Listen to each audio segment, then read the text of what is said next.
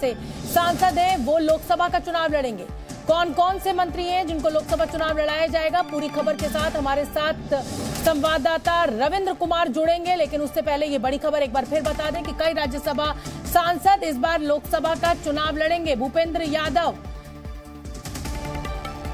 अश्विनी वैष्णव, ये तमाम वो बड़े नाम, मनसुख मांडविया, मुरलीधरन लोकसभा का चुनाव लड़ेंगे। सूत्रों के हवाले से बड़ी खबर आ रही है। मैं रविंद्र का रुख करना चाहूंगी, जी न्यूज संवाददाता हमारे साथ मौजूद है। रविंद्र, ये बहुत बड़ी खबर है और हमने देखा भी कि राजस्थान, मध्य प्रदेश और छत्तीसगढ़ में कई केंद्रीय मंत्रियों को चुनाव लड़ाया गया विधायकी का और वहां उनको मंत्री बनाया गया। अब अगर बीजेपी के द्वारा ये फैसला लिया जा रहा है कि जो राज्यसभा में आए हैं, इसका मतलब आप जनता के अखाड़े में उतरिए और अपनी काबिलियत को साबित कीजिए, चुनाव जीतिए और फिर संसद पहुंचिए।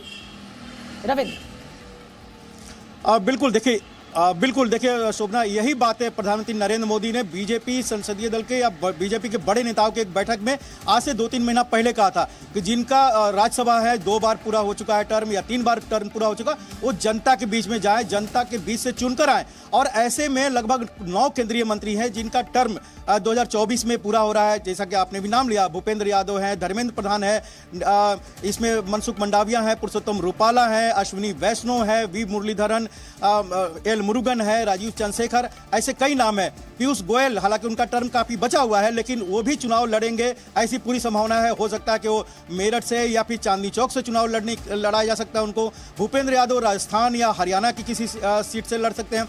धर्मेंद्र प्रधान एज यूजुअल उड़ीसा से चुनाव लड़ेंगे। उसी तरह अश्विनी वैष्णव राजस्थान के हैं लेकिन बालासोर, उड़ीसा के वो डीएम भी रहे थे, बालासोर से चुनाव लड़ सकते हैं। नारायण राणे महाराष्ट्र के कद्दावर नेता हैं, वो महाराष्ट्र से लड़ेंगे चुनाव। पुरुषोत्तम रूपाला और मनसुख मंडाविया गुजरात से चुनाव लड़ेंगे। ऐसे तमाम, हालांकि ये भी कहा जा रहा है कि निर्मला सीतारमण वो भी कर्नाटक या तमिलनाडु किसी सीट से चुनाव लड़ सकती हैं। तो बीजेपी की साफ रणनीति है। जैसा 21-22 सांसदों को चुनाव लड़ाया गया था, इस बार 12 उसमें चुनाव जीते, कई राज्यों में मंत्री भी बने हैं। तो पार्टी की साफ तौर पर है कि जो राज्यसभा में है जिनका टर्म पूरा हो चुका है 2 बार का, या तीसरी बार जिनका टर्म पूरा होने वाले आने वाले कुछ सालों में, उनको भी चुनाव लड़ना ही पड़ेगा, लड़ना चाहिए।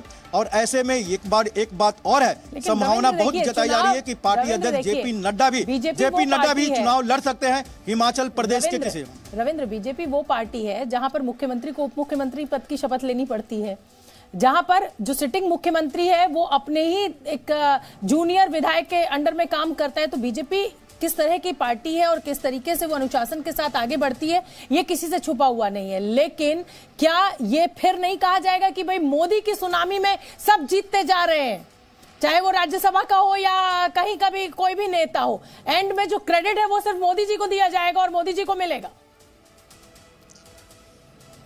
बिल्कुल, जब 3 राज्यों में विधानसभा चुनाव, जहां पर 2 राज्य कम से कम कह सकते हैं, मध्य प्रदेश और छत्तीसगढ़, जिसकी संभावना काफी कम बताई जा रही थी, वहां मोदी मैजिक पर ही चुनाव जीते हैं।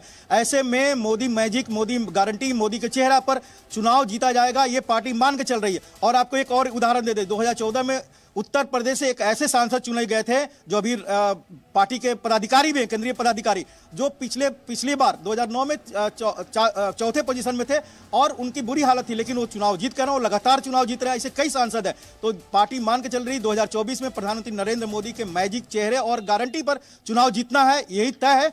ऐसे में हम किसी को भी चुनाव उतारेंगे, वो जीतेगा। खासकर एक बात और है, प्रधानमंत्री नरेंद्र मोदी जब मुख्यमंत्री थे गुजरात के, आपको याद होगा कि राज्यसभा में हो या लोकसभा, 1 या 2 बार से ज्यादा किसी को नहीं मिलता था टर्म वहां पर, चाहे वो अडवाणी का एरा हो या वाजपेयी का एरा हो। तो ऐसे में जब खुद का एरा है उनका, तो ये उन्होंने मापदंड लगभग पूरे देश के लिए बना दिया है कि 2 बार का जिसका लोकसभा हो चुका है या 3 बार लोकसभा हो चुका है, उनको अब विराम दिया जाए। राज्यसभा जिनका हुआ है वो जनता के बीच में जाए और नए उम्मीदवारों को, रविंद्र, क्या सीटें तय हो पा रही हैं? आपने ये तो बताया कि नारायण राणे महाराष्ट्र से लड़ेंगे या भूपेंद्र यादव का नाम लिया, धर्मेंद्र प्रधान का लिया, क्या ये तय हो पाया है कि ये सीटें कौन सी होंगी जहां से इनको लड़वाया जाएगा? और उस सीट से अगर कोई बीजेपी का नेता जीता हुआ है तो क्या उसको हटाकर इनको टिकट दिया जाएगा? इसको लेकर क्या जानकारी?